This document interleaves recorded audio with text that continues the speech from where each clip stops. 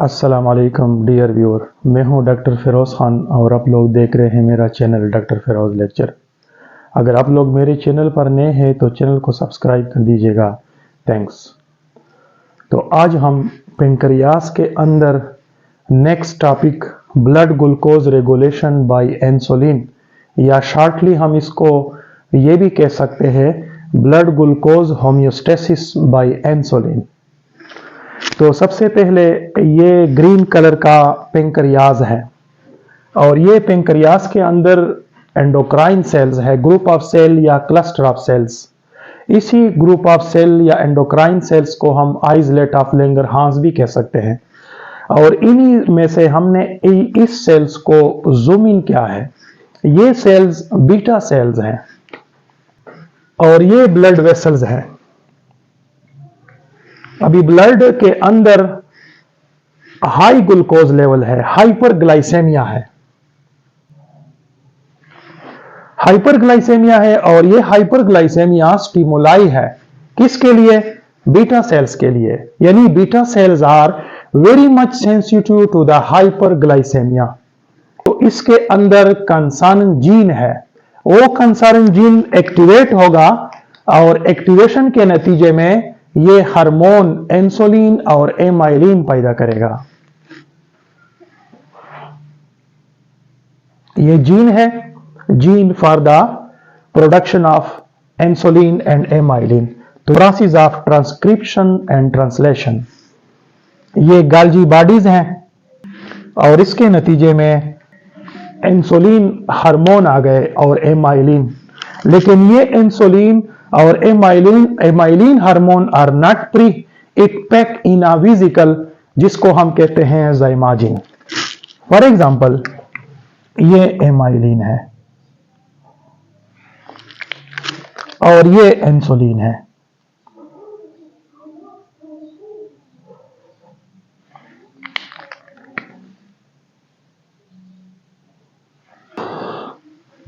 ये वेसिकल जिसको हम ज़ाइमाजिन भी कह सकते हैं, ज़ाइमाजिन, ये वेसिकल, ये ज़ाइमाजिन अटैच होगा with the membrane of the beta cell. Beta cells के साथ ये टच होगा। ये एमाइलिन है, ये इंसुलिन है और वेसिकल, ज़ाइमाजिन वेसिकल रप्चर, ये रप्चर होगा और amylin and insulin free. Amylin and insulin pass into the blood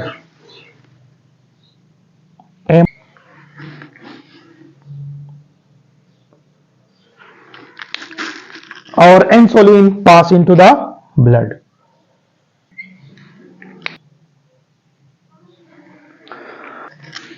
अभी ब्लड में इंसुलिन और एमाइलिन आ गया। ये इंसुलिन है, ये इंसुलिन और इसके साथ ये कंसर्न एरो निशान इंडिकेट द इंसुलिन। और ये लीवर है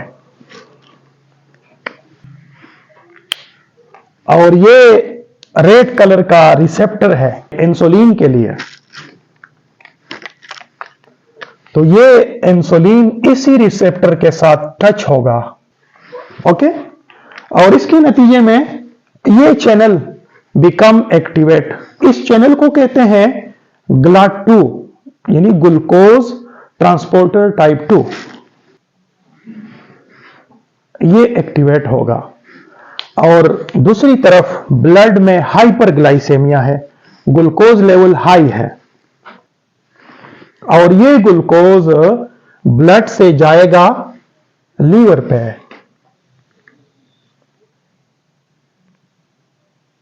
through this channel made of protein.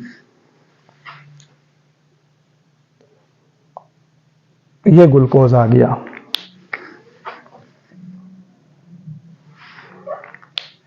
अभी ये ग्लूकोज दो तरीकों में यूटिलाइज होता है।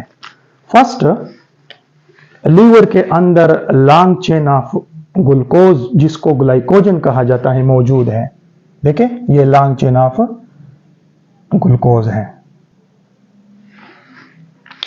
इसको कहते हैं ग्लाइकोजन। और ये ग्लूकोज इसी ग्लाइकोजन के साथ टच होगा, इसको कहते हैं ग्लाइकोजेनेसिस। यानी ग्लूकोज का ग्लाइकोजन के साथ अटैचमेंट को कहते हैं ग्लाइकोजेनेसिस। ओके, और नेक्स्ट ये ग्लूकोज एक तो इसके साथ अटैच होगा और दूसरा ये ग्लूकोज चेंज होगा इनटू एटीपी। ये एटीपी में चेंज हो गया, और एटीपी में जब चेंज होता है तो ये डायरेक्टली नहीं, it repeats several steps. First one is the glycolysis, Krebs cycle, electron transport chain, और इसके नतीजे में पैदा होती है एटीपी। अभी लीवर के अंदर कौन से स्टेप हो गए after the entrance of glucose? देखें, first steps glycogenesis, glycogenesis. Next, excessive amount of glucose uptake, excessive glucose uptake simply। और थर्ड वन हो गया glycolysis, break down of glucose. तो ये 3 स्टेप्स रिपीट होते हैं लीवर के अंदर। नेक्स्ट, ये हमारे पास मसल्स है और इसको कहते हैं स्केलेटल मसल, स्केलेटल मसल्स। और ये भी याद रखना कि ग्लूकोज हाई लेवल है ब्लड में, तो ब्लड से ग्लूकोज जाएगा आर्गन पे और टिश्यू पे। ओके, किस मकसद के लिए? To bring the glucose level in the blood normal. और नॉर्मल रेंज कितना है? Normal range blood glucose level around about 80 to 120 milligram per dL है। ये नॉर्मल रेंज है और ये इंसुलिन इसको इसी लेवल पे लाएगा। तो ये स्केलेटल मसल्स हैं और ये स्केलेटल मसल्स में रिसेप्टर्स हैं, इसको कहते हैं वही रिसेप्टर। और किसके लिए रिसेप्टर हैं? इंसुलिन के लिए। देखें, ये एरो निशान इंसुलिन के लिए है। तो ये इंसुलिन आएगा और इसी के साथ, इसी रिसेप्टर के साथ टच होगा और इसके नतीजे में skeletal muscle become activate. Which one activate? This channels, ये चैनल्स एक्टिवेट होते हैं। इस चैनल को हम कहते हैं GLUT4, ग्लूकोज ट्रांसपोर्टर टाइप 4, और इसको कहते हैं अमीनो एसिड चैनल। ये दोनों एक्टिवेट हो गए after the attachment of insulin with the receptor. और क्या होता है? वही तरह ये ग्लूकोज है, हाई ग्लूकोज लेवल है, तो ये ग्लूकोज जाएगा GLUT4 और ग्लूकोज चला गया, ग्लूकोज स्केलेटल मसल्स पे चला गया। अभी ये ग्लूकोज उसी तरह चेंज होगा एटीपी में। ये एटीपी में चेंज हो गया, लेकिन डायरेक्ट नहीं, bye the process of glycolysis, electron transport chain and Krebs cycle. Blood में अमीनो एसिड भी है, lot of amount of amino acid. For example, ये अमीनो एसिड है और ये अमीनो एसिड जाएगा मसल्स के अंदर। देखें,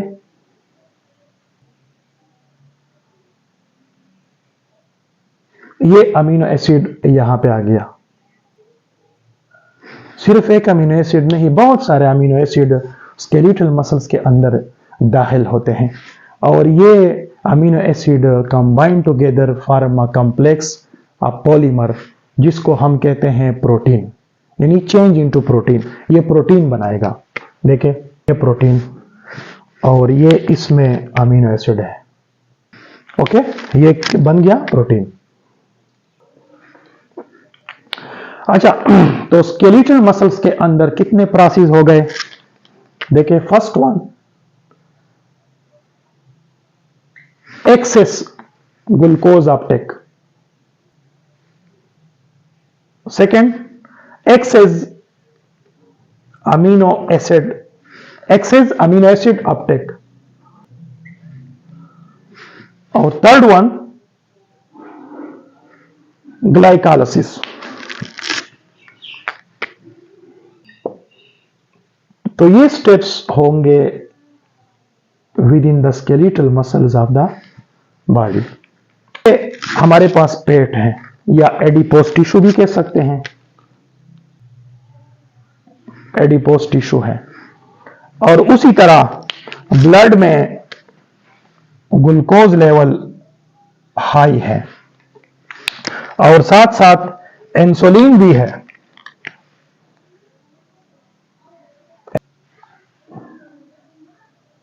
इंसुलिन, तो ये इंसुलिन फर्स्ट ऑफ ऑल जाएगा और इसके नतीजे में ये रिसेप्टर, ये ट्रांसपोर्टर प्रोटीन चैनल एक्टिव होगा और इसको कहते हैं GLUT4, ग्लूकोज ट्रांसपोर्टर टाइप 4। और ग्लूकोज जाएगा ब्लड से, ये ग्लूकोज चला गया within the adipose tissue या फैट टिश्यू। अभी ये glucose suddenly break up into the glycerol and fatty acid.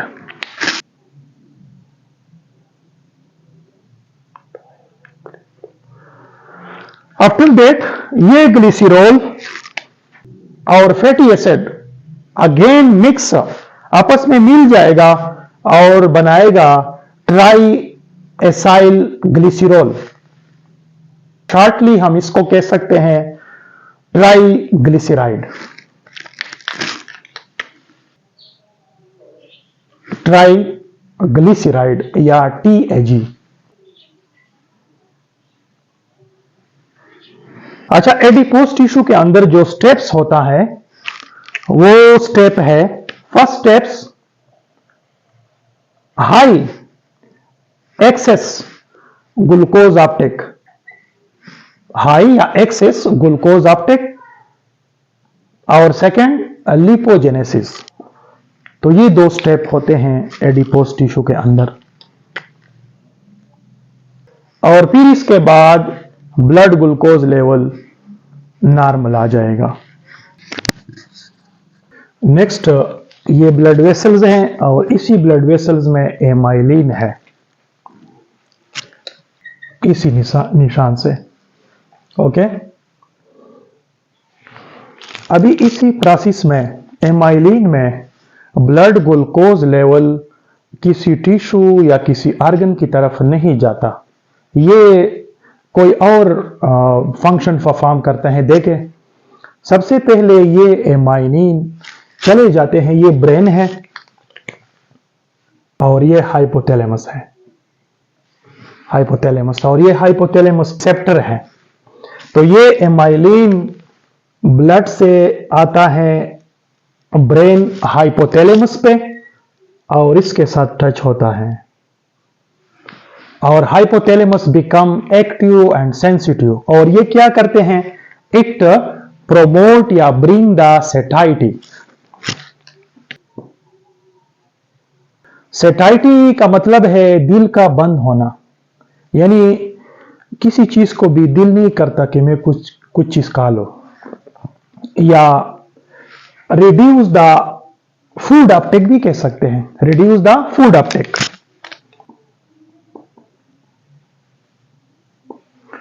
या इसको हम कह सकते हैं loss of appetite. Okay, next, ये स्टमक है और ये इंटेस्टाइन है, ये जीआईटी है। और जीआईटी पे भी रिसेप्टर्स मौजूद होते हैं एमाइलिन के लिए, लेकिन ये बाहर नहीं होते, विद इन द सेल्स होते हैं, ठीक है। और देखिए ब्लड में ये एमाइलिन है और ये एमाइलिन ब्लड से स्टमक पे अटैच होता है एंड लास्ट यहां पे। तो ये क्या करते हैं, it reduce the movement of the chyme या food flow from stomach into the intestine. Okay, इसका फंक्शन है, मतलब it reduce the motility of the GIT, ये भी कह सकते हैं रिड्यूस। और जब मूवमेंट स्लो होगा तो फिर इंटेस्टाइन से ग्लूकोज ब्लड की तरफ भी स्लो होगा। मतलब यह है कि इंसुलिन ब्लड का लेवल नॉर्मलाइज बना देता है और एमाइलिन ये वाला ये फंक्शन परफॉर्म करता है ताकि और इनटेक ऑफ ग्लूकोज बॉडी पे स्टॉप हो जाए। और इसके साथ साथ ये ब्लॉक करता है गैस्ट्रिक सेक्रेशन या डाइजेस्टिव एंजाइम।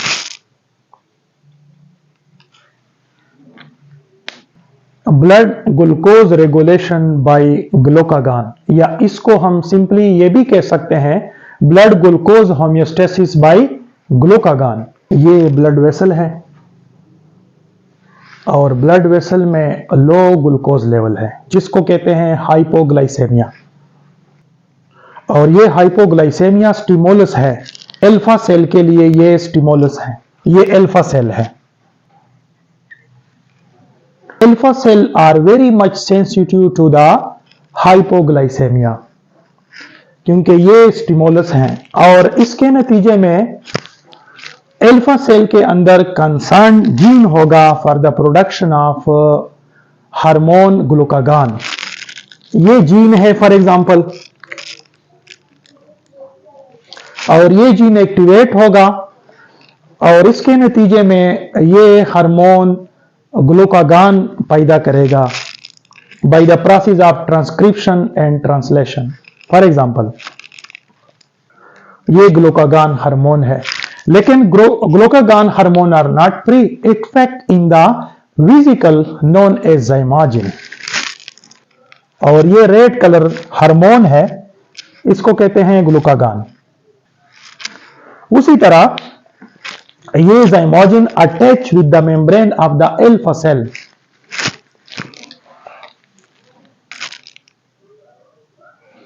ये अटैच होगा एंड द ज़ाइमोजिन या the vesicle break at the lower side and the glucagon free.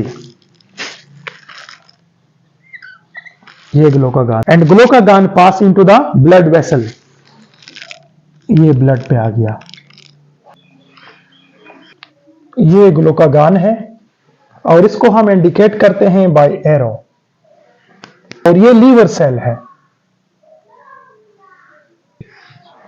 तो ये ग्लूकागॉन इसी रिसेप्टर के साथ टच होगा, ये रिसेप्टर के साथ टच होगा and the enzymatic machinery within the liver become activate. ये एक्टिवेट होगा और लीवर के अंदर क्या है, लॉन्ग चेन ऑफ पॉलीमर है जिसको कहते हैं ग्लाइकोजन। ये ग्लाइकोजन है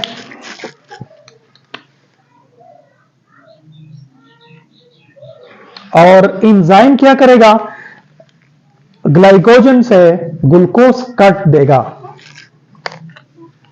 for example it cut the glucose from the glycogen. ये ग्लूकोज आ गए,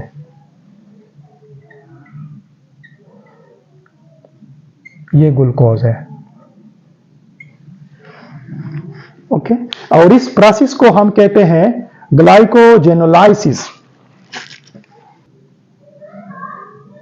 इस प्रोसेस को ग्लाइकोजेनोलाइसिस कहते हैं और ये ग्लूकोज फिर चले जाते हैं इनटू द ब्लड।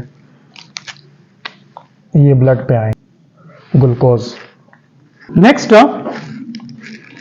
ये एडिपोज टिश्यू है।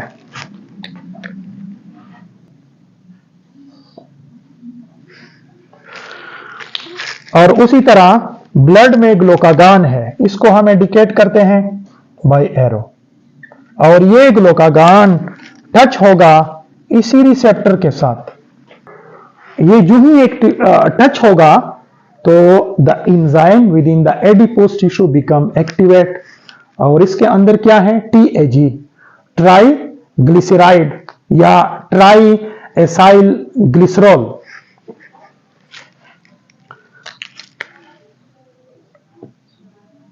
TAG ट्राइग्लिसराइड, ये चेंज होगा into fatty acid and glycerol. Fatty acid जाएगा लीवर पे, ये फैटी एसिड हो गया, और इसी तरह ग्लिसरॉल भी जाएगा, ये ग्लिसरॉल चला गया। तो ये फैटी एसिड और ग्लिसरॉल चेंज होगा इनटू ग्लूकोज, ये ग्लूकोज में चेंज होगा, और फिर ये ग्लूकोज जाएगा लीवर से ब्लड की तरफ, ये ग्लूकोज ब्लड पे आ गया। लीवर के अंदर जो प्रोसेस हो गया उसको हम कहते हैं लिपोलाइसिस, यानी ब्रेक डाउन ऑफ लिपिड। इसी तरह लीवर के अंदर अमीनो एसिड भी होते हैं, अमीनो एसिड, और ये अमीनो एसिड भी चेंज होता है इनटू द ग्लूकोज, और उसी तरह ये ग्लूकोज जाता है। जब फैटी एसिड, ग्लाइसरॉल और अमीनो एसिड को जब चेंज इनटू ग्लूकोज तो इसको हम कहते हैं ग्लूकोन्यूजेनेसिस। लीवर के अंदर दो प्रोसेस हो गए, एक को हम कहते हैं वही ग्लूकोन्यूजेनेसिस, और दूसरे को हम कहते हैं ग्लाइकोजेनोलाइसिस। फिर इसके बाद ब्लड में ग्लूकोज लेवल नॉर्मल होगा, लेकिन यह भी याद रखना कि इसी कंडीशन में ग्लूकोज ब्लड से नहीं जाता बल्कि टिश्यू और ऑर्गन से ब्लड की तरफ चला जाता है, क्योंकि ब्लड में ग्लूकोज लेवल लो है।